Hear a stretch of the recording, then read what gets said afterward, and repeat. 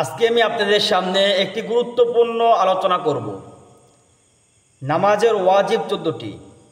নামাজে যে সকল ভুলের কারণে আমাদেরকে সেজদায় সাহু করতে হয় বা ভুলে সেজদা করতে হয়। এখানে মাসআলা হচ্ছে, নামাজে ভুলবশত কোনো ওয়াজিব ছুটিয়ে গেলে নামাজ শেষে সেজদায় সাহু করতে হয়, তবে ইচ্ছাকৃত ওয়াজিব তরক করিলে নামাজ ভঙ্গ হয়ে যাবে। সেজদায় সাহু করার জন্য আমাদেরকে মনে রাখতে হবে, আমাদেরকে কিন্তু ওয়াজিব তরক করার কারণেই আমাদেরকে সেজদায় সাহু করতে হয়। অন্য কোনো ভুলের কারণে কিন্তু আমাদেরকে সেজদায় সাহু করতে হবে না। শুধুমাত্র কেবলমাত্র ভুলবশত যদি ওয়াজিব তরক হয়ে যায়, কোন কোন কাজগুলো ওয়াজিব সেটা কিন্তু আমাদেরকে জানতে হবে। এই জন্য ভিডিওটা লাস্ট অবধি দেখতে হবে আপনাদেরকে এবং বুঝে নিতে হবে কোন কোন কাজগুলো ওয়াজিব এবং যেটা ছাড়লে আমাদেরকে সেজদায় সাহু করতে হবে। অনেক মা বোনেরা সেই কথাগুলো কিন্তু জানে না। অনেক মুসল্লিয়ান একরাম আছে যারা কিন্তু এই সকল কথাগুলো জানতেছে না, তারা কিন্তু অনর্থক নামাজ পড়তেছে, নামাজ তাদের কবুল হইতেছে না।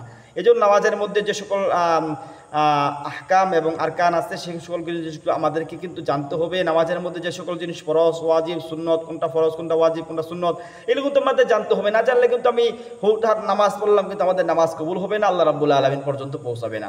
এই জন্য আমরা যত কষ্ট করে নামাজ পড়তেছি সেই হিসাবে আমাদেরকে নামাজের কিছু জ্ঞান অবশ্যই জানা উচিত, অবশ্যই জানা দরকারি।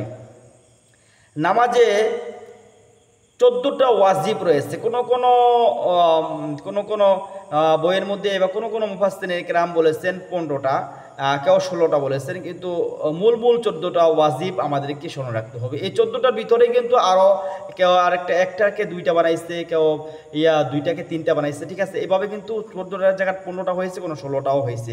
এই জন্য আমরা 14টা মোটা দাগে আমরা 14টা ওয়াজিব সম্পর্কে আজকে আপনাদের সামনে আলোচনা করব। 1 নম্বর হচ্ছে আলহামদু শরীফ পুরা পড়া। আলহামদু শরীফ পুরা পড়া মানে সূরা ফাতিহা। সূরা ফাতিহা আমাদেরকে প্রথম থেকে লাস্ট অবধি পর্যন্ত আমাদেরকে পড়তে হবে। এই সূরা যদি আমরা অর্ধেক পড়ি বা অর্ধেক থেকে একটু বেশি পড়ি বা একটা আয়াত যদি আমরা ছুটে যায়, তাহলে কিন্তু আমাদেরকে অনিচ্ছাকৃতভাবে যদি ছুটে যায় তাহলে সেজদায় সাহু করতে হবে। স্মরণ হওয়ার সঙ্গে সঙ্গে আমাদেরকে পরবর্তী নামাজ শেষ করার সঙ্গে সঙ্গে আমাদেরকে সেজদায় সাহু করতে হবে। এজন্য 1 নম্বর হচ্ছে আলহামদু শরীফ মানে সূরা ফাতিহা পুরা পড়তে হবে। আলহামদুর সঙ্গে সূরা মিলানো, আলহামদুর সঙ্গে কি করতে হবে, আমাদেরকে একটি সূরা মিলাতে হবে। আলহামদু শরীফ বলতে সূরা ফাতিহার সঙ্গে আমাদেরকে একটি সূরা মিলিয়ে তারপর আমাদেরকে পড়তে হবে।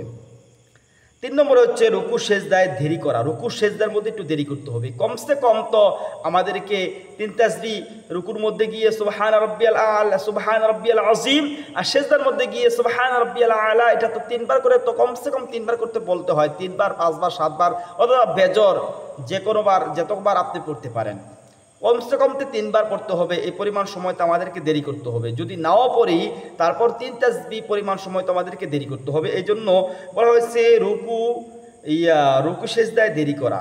রুকু সেজদায় আমাদেরকে দেরি করতে হবে। অনেকে দেখা যায় রুকুর মধ্যে গেল আর উঠলো, সেজদার মধ্যে গেল আর উঠলো, এটা কিন্তু নামাজ হবে না। এই জন্য আমাদেরকে নামাজের নিয়মকানুনগুলো আমাদেরকে জানতে হবে এবং বুঝতে হবে এবং ভিডিওটা শেয়ার করে সকলের কাছে পৌঁছে দিবেন। তারপর 4 নম্বর হচ্ছে রুকু হইতে সোজা হইয়া খাড়া হইয়া, রুকু হইতে সোজা হইয়া খাড়া হইয়া দেরি করতে হবে। এরকম স্ট্রেট খাড়া হইতে হবে আমাদেরকে। খাড়া হইয়া একটু অপেক্ষা করতে হবে ভাইয়ারা। দেখা যায় রুকুতে খাড়াইয়াই আবার সেজদার মধ্যে চলে যায়, এটা করতে চলবে না। রাসূল সাল্লাল্লাহু আলাইহি ওয়াসাল্লামের হাদিসের মধ্যে আসছে রুকু থেকে সোজা হয়ে খাড়াইয়া কমসে কম 1 তাসবিহ পরিমাণ তো সময় অতিবাহিত করতেই হবে, না হলে ওয়াজিব তরক হয়ে যাবে। রাসূল সাল্লাল্লাহু আলাইহি ওয়াসাল্লাম বলেছেন যতক্ষণ পর্যন্ত রুকুতে থাকবে ততক্ষণ পর্যন্ত দাঁড়িয়ে থাকবে। পারলে এই দোয়াটা পড়বে, রব্বানা লাকাল হামদ হামদান কাসীরান তাইয়িবান মুবারাকান ফীহ। এটা পড়ে তারপর আমরা শিকর সেজদাতে যাব।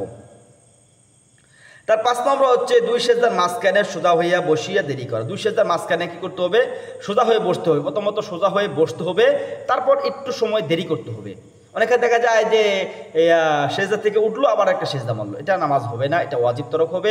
ইচ্ছাকৃতভাবে যদি প্রতিনিয়ত করতে থাকেন তাহলে আপনার নামাজই বাতিল হয়ে যাবে, আপনার দ্বারা নামাজ হবে না। অনেক মানুষে 60 বছর 70 বছর পর্যন্ত নামাজ পড়েছে, কিন্তু নামাজ 1 ওয়াক্ত নামাজ আল্লাহ রাব্বুল আলামিন পর্যন্ত পৌঁছে নাই, 1 ওয়াক্ত নামাজ তার আল্লাহ রাব্বুল আলামিন কবুল করে নাই। এজন্য আমাদেরকে 2 সেজদার মাঝখানে সোজা হয়ে বসতে হবে।